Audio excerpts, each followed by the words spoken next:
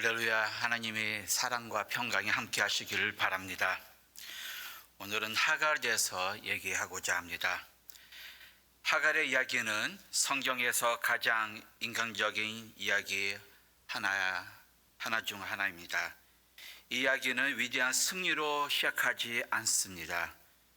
상처 있고 거절당하고 모욕을 당한 채 도망친 한 여인의 이야기로 시작이 됩니다.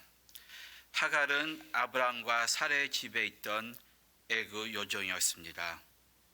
그녀는 자신의 삶을 스스로 선택할 자유가 많지 않았습니다. 그녀의 인생은 언제나 다른 사람들이 결정에 따라 움직였습니다. 그렇다면 우리 먼저 이처럼 자신의 삶을 스스로 선택하기 어려웠던 하갈이 왜 도망자가 되었는지를 살펴볼 필요가 있습니다. 사라는 오랫동안 아이를 낳지 못했습니다. 그래서 자신의 여종 하갈을 아브라함에게 주어 아이를 낳게 했습니다. 그러나 하갈의 임신한 이후로부터 두 사람의 관계는 완전히 달라졌습니다. 단지 여정이 있던 하갈은 이제 사라에게는 없었던 것을 품게 되었습니다. 바로 아브라함의 후사가 될 아들이었습니다. 그로 인해 갈등이 시작됐습니다. 그리고 창세기 16장 6절은 이렇게 말씀합니다.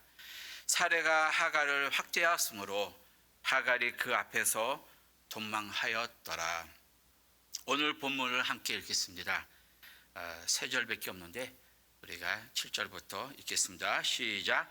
여호와의 사자가 광야의 샘물 곁 고 술기샘 곁에서 그를 만나 이르시되 사라의 여종 하갈아 내가 어디서 왔으며 어디로 가느냐. 그가 이르되 나는 내 여주인 사라를 피하여 도망하나이다. 여호와의 사자가 그에게 이르되 내 여주인에게로 돌아가서 그 수와 복종하라. 하갈은 도망쳤습니다. 그녀는 분명한 목적지가 있어서 도망한 것이 아니었습니다. 그저 자신이 겪고 있는 고통에서 벗어나고 싶었습니다. 어딘가를 향해 달려간 것이 아니라 지금 자신의 짓누르고 있는 고통에서 벗어나기 위해 달려갔던 것입니다. 사랑하는 성도 여러분, 이것은 오늘 살아가는 많은 사람들의 모습이기도 합니다. 인간관계가 갈등과 억압 속에서 살아간 사람들이 있습니다. 그 억압이 너무 커서 삶 전체가 그 문제를 중심으로 돌아가기 시작합니다. 더 이상 하나님을 꿈을 바라보면서 살아갈 것이 아니라 자신의 상처 바라보며 살아갑니다. 인생의 목적보다 당신의 문제만 생각하고 살아가는 것입니다. 과거에 일어난 일에 붙잡혀 있기 때문에 앞으로 나가지 못한다는 것입니다.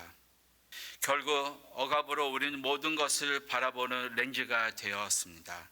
그래서 오늘도 많은 사람들이 도망치고 있습니다. 관계에서 도망치고 책임에서 도망치고 과거의 기억에 도망치고 어떤 장소에서 도망치고 있습니다. 심지어 자기 자신에게도 도망치고 있는 삶을 살고 있습니다. 오늘 아침 여러분은 무엇으로부터 도망치고 있습니까? 지금 여러분의 마음은 가장 괴롭게 하는 문제가 무엇입니까? 그런데 놀라운 것은 하갈이 고통을 피해 광야로 도망쳤을 때 하나님께서 그곳에서 하갈을 만나 줬다는 사실입니다. 그리고 하나님께서 하갈에게 매우 깊은 질문을 던집니다. 내가 어디서 왔으며 어디로 가느냐. 하나님께서 단순히 하갈이 지금 어디에 있는지를 물어본 것이 아닙니다. 하나님께서는 하갈의 전체성을 다루고 계셨던 것입니다. 사랑하는 성도 여러분, 여러분은 어디로 와서 어디로 가고 계십니까? 여러분은 어디로 향해 열심히 가고 있습니까? 억압에 짓눌리거나 견디기 힘든 상황에 놓인 사람들은 때로는 이 두 가지 질문을 대답할 조차 힘도 없다는 것입니다. 오늘 첫 번째 교훈을 함께 살피기 원합니다. 압박과 억압은 우리로 하여금 현실에서 도망치게 만들고 방향을 잃게 합니다.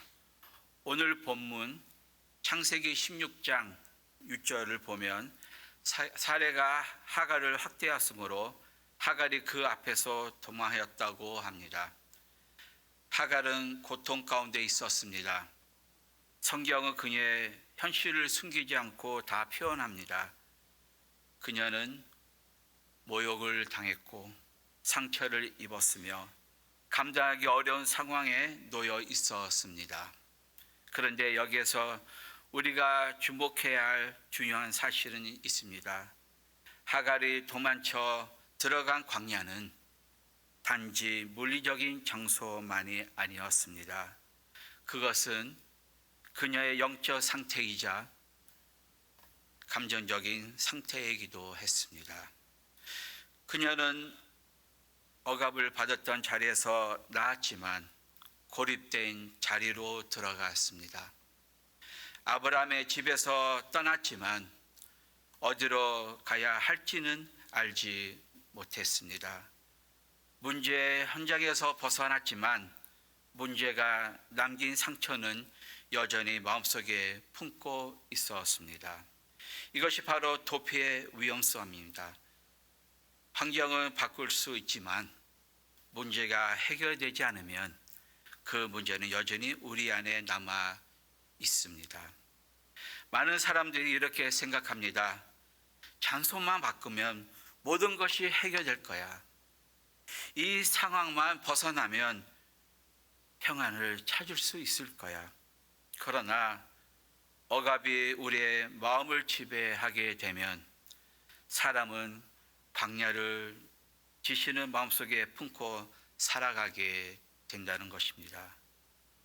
우리가 압박과 억압을 계속 받게 되면 우리 안에 왜곡된 정체성이 생겨나기 시작합니다. 아마도 하갈은 이렇게 생각했을 것입니다. 나는 그저 한낱 여정일 뿐이야. 나는 아무 가치도 없는 사람이야. 내 인생은 다른 사람들이 결정하에 달려있는 삶을 살고 있다고 본인을 자책하는 삶을 살고 또 시작하게 된 것입니다. 억압은 언제나 우리의 정체성을 규정하려고 합니다. 그리고 진짜 문제는 우리가 겪고 고통을 우리의 정체성이라고 믿기 시작할 때문입니다. 사랑하는 성도 여러분, 누군가는 거절을, 누군가는 버림받은 아픔을, 누군가는 억울한 일을 당할 수도 있습니다. 그러나 그러한 경험들이 그 사람의 정체성을 결정하는 것은 아닙니다. 사탄은 우리의 시선을 상처와 아픔에만 고정시키려 합니다. 그리고 이렇게 속삭입니다. 너는 그거밖에 안 되는 사람이야. 내가 문제야. 내가 그 장소에서 사라진다면 모든 것이 해결될 거야. 이러한 생각이 우리의 머릿속에 스쳐 지날 수도 있습니다. 그러나 그 생각이 우리의 마음을 지배하게 해서는 안 됩니다. 왜 그러십니까? 그 이유는 우리의 모습은 다른 사람의 훼손할 수도 없고 심지어 우리 자신도 훼손할 수가 없기 때문입니다. 우리가 예수 그리스도께 우리의 삶을 드린 순간 우리는 새로운 피조물이라고 성경은 말하고 있습니다. 우리는 하나님의 형상을 지닌 존재입니다. 그리고 그 사실을 확인하기 위해 거울을 보면 자신의 모습을 판단할 필요가 없습니다. 세상은 얘기합니다. 네 거울 보고 네 자신을 돌아보라. 죄와 상처 때문에 왜곡된 자신의 모습을 바라보며 스스로 결론을 내려서는 안 됩니다. 내가 아무리 거울에 나를 보더라도 나는 나를 발견할 수 없는 상태에 있다는 것입니다. 다른 사람들이 만들어 놓은 나의 모습에서도 또 내가 스스로 만들어낸 거짓된 자아상에서도 벗어나기 위해서는 우리는 하나님을 바라봐야 합니다. 거울을 바라보지 마시고 사람들이 말하는 것을 듣지 마시고 우리는 오히려 하나님 볼 때 그때에서 내가 누군지 올바로 깨닫게 된다는 것입니다. 하나님께서는 우리가 특별히 광야의 시간 속에서 하나님을 바라보기 원합니다. 그리고 하나님께서는 우리에게 이렇게 말씀하십니다. 내 아들아, 내 딸아, 너 자신의 판단만으로 결론을 내리지 말라. 나를 바라보라. 그러면 내가 누구인지 분명하게 알게 될 것이다. 너는 새로운 피조물이다. 내가 너를 향한 놀라운 계획을 가지고 있다. 우리는 지치고 상처 입은 사람들이 넘쳐나는 시대를 살아가고 있습니다. 많은 사람들이 다음과 같은 것에 억눌려 살아가고 있습니다. 과거의 죄책감, 미래에 대한 두려움, 믿음의 상처와 트라우마, 거절과 외로움, 가정의 문제, 경제적인 어려움, SNS 속의 비교의 의식, 누구는 사진 올리면서 너무 좋은 장소를 보입니다. 왜 나는 저 사람처럼 살 수 없을까라고 늘 비교하면서 살아가고 있습니다. 성공해야 한다는 압박감, 나는 부족하다는 무능감, 그래서 많은 사람들이 도망치고 있습니다. 그러나 하나님이 없이 도피하는 것은 결코 자유로 인도하지 않습니다. 그것은 단지 또 다른 광야로 우리를 데려갈 뿐입니다. 사랑하는 성도 여러분, 혹시 지금 광야에 계십니까? 그렇다면 하나님께서 오늘 여러분께 질문합니다. 너는 어디서 왔느냐? 하나님께서는 우리의 과거와 우리의 이야기를 돌아보게 하십니다. 그러나 그것은 우리를 과거에 붙잡아 두시기 위해서 아닙니다. 우리를 그가 과거로부터 자유롭게 하시는 위해서입니다. 그렇다면 하나님께서 광야에는 우리에게 무엇을 하십니까? 왜 하나님이 우리를 광야로 향해 가게 하고 왜 우리가 지금 광야 같은 삶을 살고 있을까? 우리가 두 번째 교훈을 살피기 원합니다. 하나님께서 광야에서 우리를 만나시며 자신이 보시고 들으시는 하나님이시라를 나타냅니다. 하갈이 도망친 후 놀라운 일이 일어났습니다. 성경은 여호와의 사자가 광야의 샘물 곁 곧 샘물 길샘 곁에서 하갈을 만났다고 기록합니다. 여기에 중요한 사실을 보십시오. 하갈은 길을 찾고 헤매고 있었습니다. 그 넓은 사막에서 어디가 북쪽이고 어디가 남쪽이고 어디가 서쪽이고 어떤 도시가 있는지를 모르고 그냥 떠돌이 생활을 했습니다. 그러나 하나님께서는 하갈을 찾고 계셨습니다. 우리는 길을 헤매서 어디를 가는지 자체 모르지만 하나님은 우리를 그냥 놔두지 않고 우리와 함께 또 우리를 향해 찾아오신 하나님이십니다. 하갈은 사람들 피해 도망치고 있습니다. 그러나 하나님의 임재에서는 결코 도망칠 수 없습니다. 끝이라고 생각했던 그 광야는 오히려 하나님을 만나는 장소가 되었습니다. 하나님께서는 하갈에게 물으십니다. 내가 어디서 왔으며 어디로 가느냐? 하나님께서 미래를 말하시기 전에 먼저 그녀의 과거를 다루십니다. 우리는 항상 과거를 보지 않고 내가 앞으로 일어날 미래에 대해서만 하나님께 여쭐 때가 너무 많습니다. 왜 하나님은 먼저 과거를 먼저 다루십니까? 왜냐하면 하나님께서는 단지 환경만 고치시는 분이 아니기 때문입니다. 우리는 환경만 변하면 모든 것이 변한다고 생각합니다. 그리고 우리는 또 그렇게 기도를 합니다. 우리는 종종 하나님께 지금 처한 상황을 바꿔달라고 기도하지만, 그러나 하나님께서는 우리가 처한 여러 어려운 환경보다 먼저 우리의 마음을 변화시키기를 원하십니다. 하나님은 환경도 변화하실 수 있지만 더 중요한 것은 하나님은 내 마음을 고치기 원하시는 것입니다. 하나님께서는 상황만 치유하신 분이 아니라 사람을 치유하시는 하나님이십니다. 하갈은 반드시 깨달아야 했습니다. 너의 이야기는 너의 아픔으로 끝나지 않는다. 너의 정체성은 억압으로 결정되지 않는다.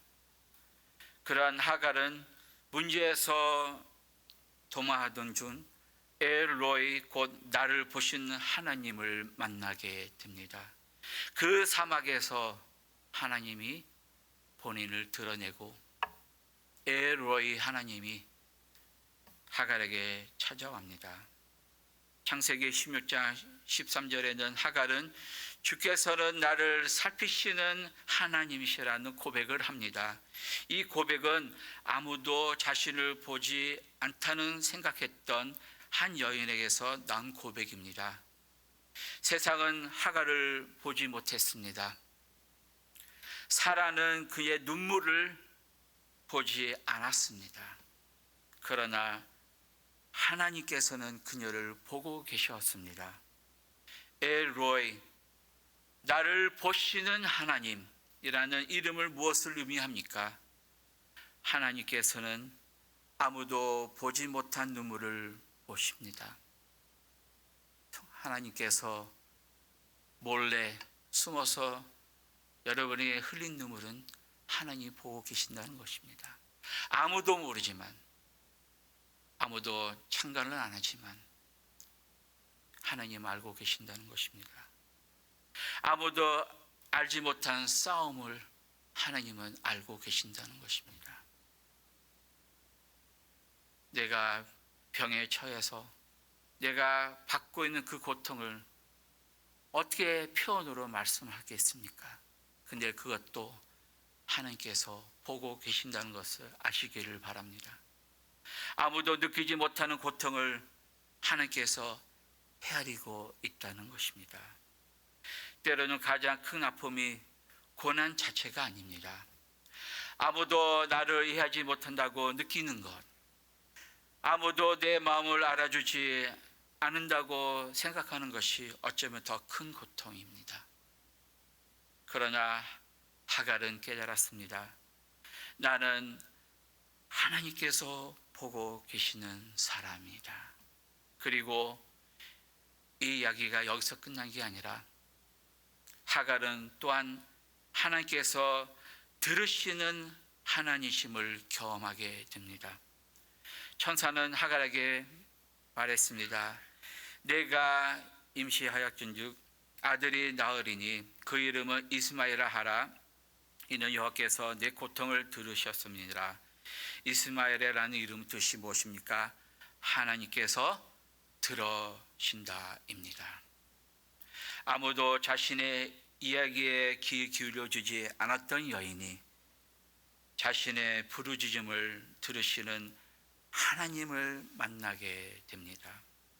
하나님께서는 하갈에게 이렇게 말씀하시는 것과 같습니다. 하갈아, 사람들은 내 목소리를 외면할지라도 나는 결코 너의 부르짖음을 외면하지 않는다. 성도 여러분, 주님은 다 듣고 계십니다.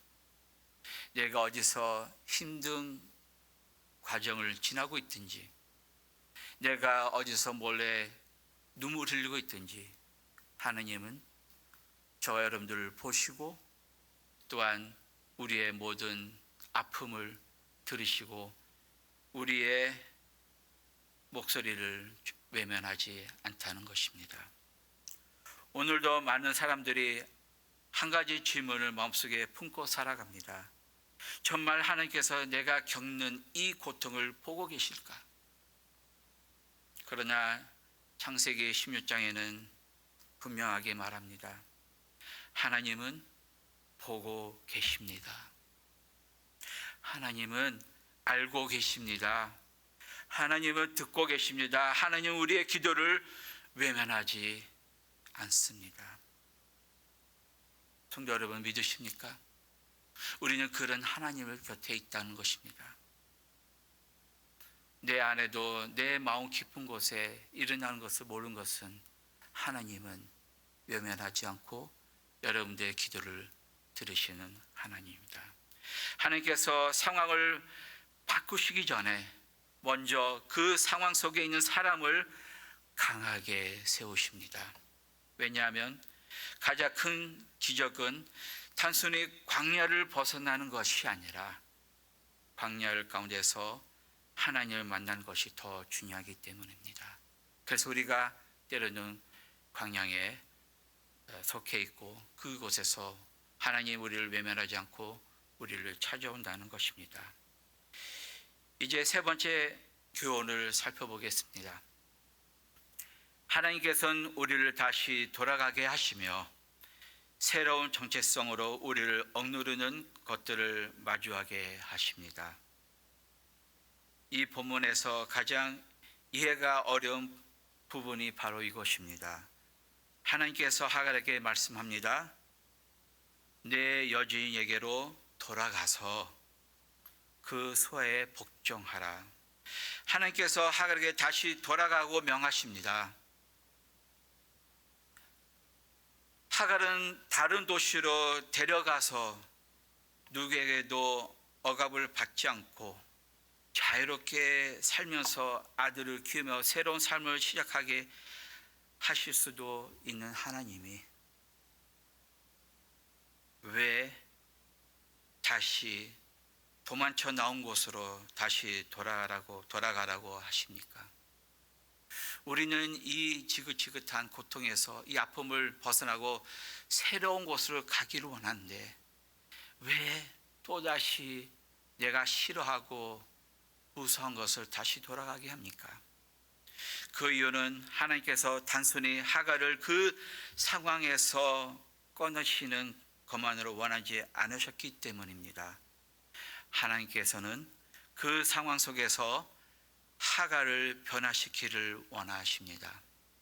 아무리 내가 과거로부터 그 상황의 문제가 해결될지라도 내가 어디를 가면 그 상처는 여전히 내 마음속에 있기에 어딜 가들 한들 문제는 다시 일어난다는 것입니다. 계속 피하면서 다는 것이 아니라 하나님은 네 문제를 해결한다는 것입니다. 네 과거의 그 부분을 해결해야 너는 자유롭게 세상을 나와 함께 산다는 것입니다. 하갈은 이전과는 다른 모습으로 돌아가야 했습니다. 이전에는 상처 입은 여조로 돌아가는 것이 아닙니다. 이제는 살아계신 하나님을 만난 사람으로서 돌아가게 된다는 것입니다. 그녀는 이제 분명히 알고 있었습니다. 하나님 나를 보시는 분이다. 하나님 나의 부르짖음을 들으신 분이다. 하나님께서 내 삶을 향한 분명한 뜻과 계획을 가지고 계신다. 내가 거기로 다시 가라고 했을 때는 하나님께서 계획이 있다는 것을 알아야 됩니다. 도망가는 것이 아닙니다. 없애달라고 기도하는 것이 아니다. 하나님과 함께 돌아갈 필요가 있다는 것입니다. 이스라엘의 백성의 예를 드리겠습니다. 이 진리는 이스라엘의 역사 속에서 반복해서 나타납니다. 이스라엘이 애굽을 떠날 때 하나님께서는 그들을 노예 생활에서 구원하신 후 곧바로 가나안으로 인도할 수도 있었습니다. 3일만 걸으면 가나안 땅으로 들어갈 수 있는데 왜 하나님께서 그들을 먼저 광야로 이끌었습니까? 애굽에서 백성을 꺼내는 것만으로 충분하지 않기 때문입니다. 백성들의 마음속에서 아직 애굽을 끄집어내야 했기 때문입니다. 그들은 몸은 애굽을 떠났지만 마음은 여전히 노예로 살아가고 있었습니다. 어려움이 만날 때마다 그들은 애굽으로 돌아가자 하고 외쳤다는 것입니다. 아무리 자유고 아무리 다른 장소를 향해 우리가 데려갈지라도 우리 마음속에 그 노예, 이스라엘처럼 그 노예를 벗어나기 위해서 하나님의 광야로 우리를 인도할 때가 많다는 것입니다. 그들은 이렇게 말했습니다. 우리가 애굽 땅에서 고기 가마 곁에 앉아 있었던 때와 떡을 배불리 먹었던 때에 여호와의 손에 죽었다라면 좋을 것이다. 배불리 죽을 때가 하나님 그렇게 해야 되는데 왜 우리 이런 데 와서 고통하게, 배고프게, 어렵게 생활을 하게 합니까? 그들은 알지 못하는 자유보다 익숙한 노예 생활을 더 편하게 여겼습니다. 우리는 정말 그렇습니다. 하나님의 주신 자유보다 나를 짓누르고 그 상처에 익숙한 삶을 사는 것을 하나님께서 보실 때는 너무 답답하다는 것입니다. 나는 이것을 해결하고 싶다는 것입니다. 그래서 하나님께서 그들의 마음속에 남아있는 애굽을 치유하시기 위해 광야를 허락하셨습니다. 광야는 헌벌이 아니었습니다. 광야는 훈련의 장소였습니다. 하나님께서는 더 이상 노예처럼 살아가는 백성이 아니라 하나님의 자녀로 살아갈 백성으로 준비하고 계셨다는 것입니다. 사랑하는 성도 여러분, 돌아간다는 것은 패배를 의미하지 않습니다. 하나님께서 하갈에게 돌아가라고 말씀하실 때 결코 이렇게 말씀한 것이 아닙니다. 억압을 너의 정체성으로 받아들이라. 오히려 하나님께서는 이렇게 말씀하셨습니다. 억압이 너의 삶을 지배하도록 내버려 두지 말라. 어려운 상황 속에 있는 것과 그 상황이 나를 규정하는 것은 전혀 다른 문제입니다. 요셉은 감옥에 있었지만 감옥이 그의 정체성을 결정하지 못했습니다. 다니엘은 포로 생활을 했지만 하나님의 백성이라는 정체성을 잃지 않았습니다. 이스라엘은 애굽에 있었지만 여전히 약속의 백성이었고 하갈은 여정의 신분이었지만 하나님께서 눈여겨보시는 연이었습니다. 이제 결론을 짓겠습니다. 오늘 창세기 16장은 광야를 도망하고 있는 한 여인의 모습을 보여줍니다. 그녀는 상처를 입었기 때문에 도망쳤습니다.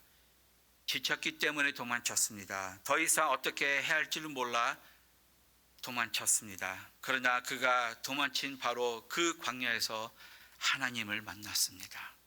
그리고 하나님께서 세 가지 교훈을 가르쳐 줍니다. 첫 번째, 하나님은 우리의 과거를 아십니다. 하나님께서 물으십니다. 내가 어디서 왔느냐? 하나님은 우리의 모든 상처와 아픔을 알고 계십니다. 그리고 둘째, 하나님은 우리의 미래를 아십니다. 하나님께서 물으십니다. 내가 어디로 가냐? 하나님께서는 우리의 삶을 향한 분명한 목적과 계획을 가지고 계십니다. 마지막으로 하나님은 우리가 도망치려 했던 문제를 다시 마주할 수 있는 힘을 주십니다. 하갈은 다시 돌아갔습니다. 그러나 예전과 같은 사람이 아니었습니다.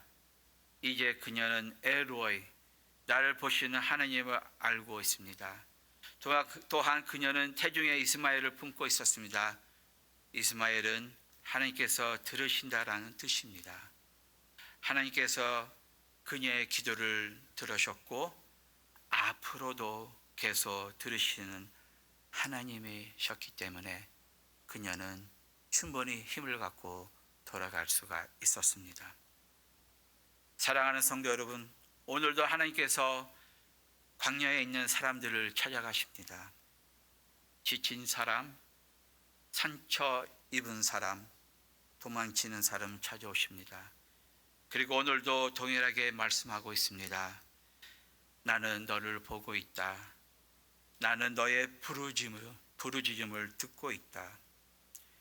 연합교회 성도 여러분, 우리를 억누르는 문제를 중심으로 살아가지 마시길 바랍니다. 하나님과 함께 여러분의 삶을 다시 마주하시기를 바랍니다.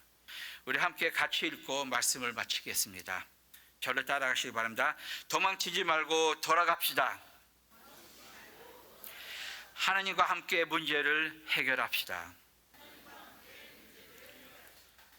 나를 보시는 엘로이 하나님, 나를 들으시는 이스마엘의 하나님께서 여러분 모두 함께 하시기를 축원하옵나이다. 우리 함께